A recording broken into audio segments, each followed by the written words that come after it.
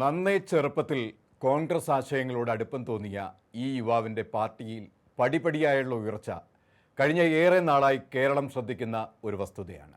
ഈ യാത്രയ്ക്കിടെ ജീവിതത്തിൽ തന്നെ പല വഴി സഞ്ചരിച്ച വ്യക്തിത്വം. പഠിത്തത്തിലേറെ മിടുക്കനായ വിദ്യാർത്ഥി, ആദ്യം സിവിൽ എഞ്ചിനീയറിംഗ് ബിരുദം.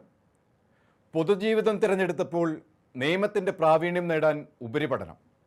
ഇന്ന് കേരള ഹൈക്കോടതിയിൽ ശ്രദ്ധിക്കപ്പെടുന്ന അഭിഭാഷകൻ. ഇതെല്ലാം തന്നെയാണ് അബിൻ വർക്കിയെ വ്യത്യസ്തനാക്കുന്നത്. ഇതോടൊപ്പം തന്നെയാണ് തൻ്റെ പാർട്ടിക്ക് വേണ്ടി പോരാടാൻ ഏതറ്റം വരെയും പോകാനുള്ള വലിയ മനസ്സ്. പൊതുവേദികളിലാണെങ്കിലും ടെലിവിഷൻ ചർച്ചകളിലാണെങ്കിലും ഈ മൂവാറ്റുപുഴക്കാരൻ വേറൊരു ലെവലിലാണ്.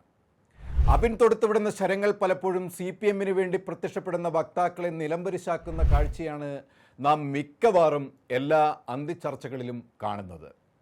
സംസ്ഥാന യൂത്ത് കോൺഗ്രസിൻ്റെ നെടുന്തൂണുകളിൽ ഒരാളായ അബിൻ ഇതെല്ലാം കൊണ്ടും തന്നെ കേരളത്തിലെ മഹാഭൂരിപക്ഷത്തിനിടയിൽ ഇതിനോടകം ഒരാവേശമായി മാറിക്കഴിഞ്ഞു. ഈ ചെറുപ്പക്കാരനിൽ ഭാവിയിൽ ഒരു മികച്ച രീതിയിൽ പ്രവർത്തിക്കുന്ന ഭരണകർത്താവിനെ നിഷ്പക്ഷരായ പൊതുജനം കാണുന്നുമുണ്ട്. പുതുമുഖങ്ങൾക്ക് അവരുടേതായ സ്ഥാനം നൽകി അടുത്ത കൊല്ലത്തെ അസംബ്ലി തിരഞ്ഞെടുപ്പിന് തയ്യാറെടുക്കുന്ന കോൺഗ്രസ് അതിൻ്റെ പ്രാഥമിക സ്ഥാനാർത്ഥിത്വ പട്ടികയിൽ അബിന് ഇതിനോടകം സ്ഥാനം നൽകി എന്നുള്ളതും ശ്രദ്ധേയമാണ്. ഒരു ബഹുമുഖ പ്രതിഭ ആയതുകൊണ്ട് തന്നെ ആവണം അബിനെ കോൺഗ്രസ് നേതൃത്വം പല മണ്ഡലങ്ങളിലേക്കാണ് പരിഗണിക്കുന്നത്. അതുകൊണ്ട് തന്നെ അബിന് ഇണങ്ങുന്ന ഒട്ടേറെ മണ്ഡലങ്ങളുണ്ട്. ജന്മനാടായ എറണാകുളത്തിന് പുറത്തായിരിക്കും കോൺഗ്രസ് അബിനെ പരീക്ഷിക്കാൻ തയ്യാറെടുക്കുന്നത് എന്ന് വിശ്വാസ്യമായ കേന്ദ്രങ്ങളിൽ നിന്നും ഗ്രൗണ്ട് സീറോ മനസ്സിലാക്കുകയാണ്. കോൺഗ്രസ് രാഷ്ട്രീയം ഏറെ നാളായി നിരീക്ഷിക്കുന്നവരുടെ ഇടയിൽ ഇതിന് ഉത്തമമായ മണ്ഡലം പത്തനംതിട്ട ജില്ലയിലെ റാന്നി അല്ലെങ്കിൽ ആറന്മുള ആയിരിക്കുമെന്നാണ് പൊതുവായ സംസാരമുള്ളത്. ഈ രണ്ട് മണ്ഡലങ്ങളും കോൺഗ്രസിൻ്റെയോ UDFിൻ്റെയോ പക്കൽ ഉള്ളതല്ല ഇപ്പോൾ.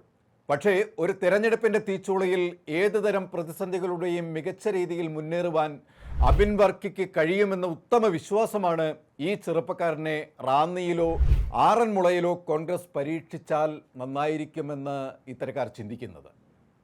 ഇതെല്ലാം കൊണ്ടും തന്നെ കോൺഗ്രസിലെ താഴെത്തട്ടിലെ പ്രവർത്തകർ ഇപ്പോൾ തന്നെ ഏത് മണ്ഡലത്തിലാണ് അബിൻ വർക്കിക്ക് ടിക്കറ്റ് ലഭിക്കുക എന്നുള്ളത് വളരെ ആവേശത്തോടു കൂടിയാണ് നോക്കിക്കാണുന്നത്. റാന്നിയിലായാലും ആറന്മുളയിലായാലും അബിനെ നിർത്തി വിജയിക്കാം എന്നാണ് അവർ വിശ്വസിക്കുന്നത്.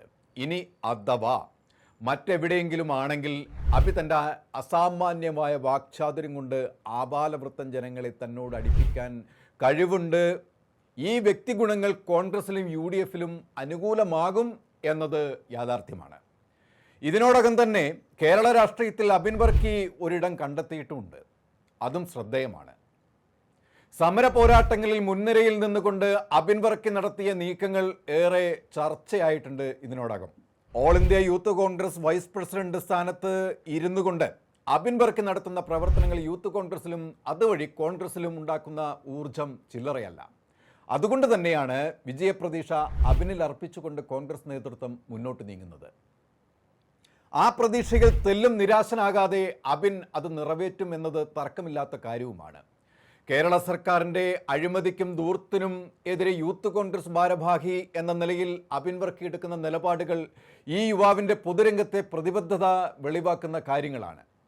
വിഷയങ്ങളിൽ അവഗാഹത്തോടെയുള്ള സമീപനങ്ങളും അദ്ദേഹം തൊടുത്തുവിടുന്ന ചോദ്യശരങ്ങളും പലപ്പോഴും സർക്കാരിനെ പ്രതിരോധത്തിലാക്കാനും കഴിഞ്ഞിട്ടുണ്ട് ഇതിനോടകം. ഇത്തരം നിലപാടുകൾ അബിൻ വർക്കി എന്ന രാഷ്ട്രീയക്കാരൻ്റെ തൻ്റെ പ്രവർത്തന മണ്ഡലങ്ങളിൽ കൃത്യമായ സ്ഥാനമുറപ്പിക്കാൻ കഴിഞ്ഞു.